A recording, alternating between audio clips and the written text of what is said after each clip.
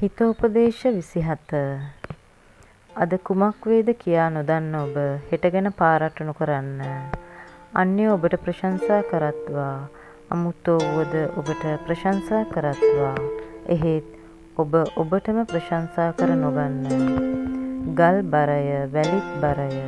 අනුවණයාගෙන් ඇතිවන දුක් ගැහැට ඒ දෙකටම වඩා බරය. කෝපය කුරුවිය, ක්‍රෝධය රුදුරුය. එහෙත් ඊර්ෂ්‍යාව ඉවසිය හැක්කේ කාටද? කෙලින් තරවටු කිරීම ක්‍රියාවෙන් නොපෙන්වන ප්‍රේමයට වඩා ගනීය. මිතුරාගෙන් වන රිදුම හිතවත්කමේ ලකුණකි. සතුරාගෙන් ලැබෙන සිඹීම විපතේ පෙර නිමිත්තකි. කුස පුරා කෑ අයට මීවදයක් එපා වේ. සාගිනි ඇති අයට තිත්ත කදුරුත් මිහිරි වේ.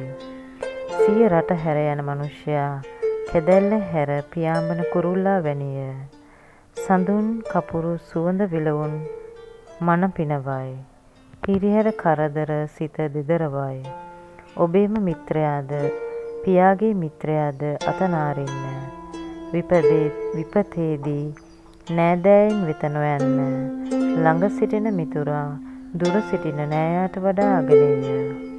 මාගේ පුත්‍රය මට ගරහන අයට උත්තර දෙන පිණිස නැනවත්ව මා සිතට සතුට දෙන්න. නුවණැතියා විපත දුර තියා දැක අයින් වෙයි. අනුවණයා එය ඉදිරියටම ගොස් දුක් විඳී. අමුත්තෙකුට ඇප වෙන විට ඇපවන්නාගේ ඇඳුම ඇපයට ගන්න. එය ඔහුගේ අත්තිකාරම මෙන් තබා ගන්න. ආචාර කිරීමට සිය මිතුරා අලුයම අවදි කිරීම ඔහුට සාප කිරීමක් වැනිය. කලහකාරී කතකගේ කන්දොස් කිරියාව නොනැවතී වසින වැස්සක් වැන්න. ඇය නැවැත්වීමට තැත් කිරීම සුළඟ අල්ලා ගැනීම වැනිය. තෙල් අහුරක් ගැනීම වැනිය.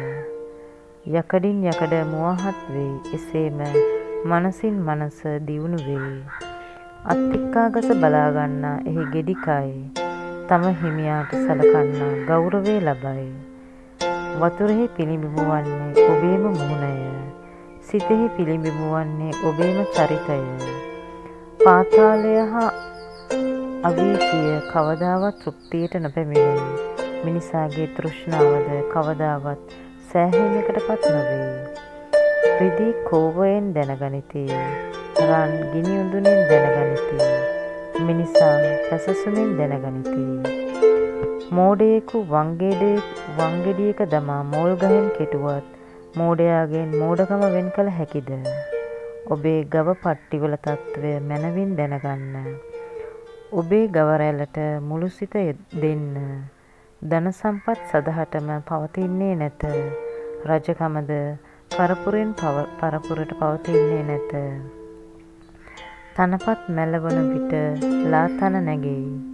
කඳුමත පලා ජාති එක් රැස් කරනු ලැබේ. ඔබේ රෙදිපිලි පිණිස බැටළු පැටවුන්ද කෙතේ සම්පද පිණිස එළුවන්ද ඇත.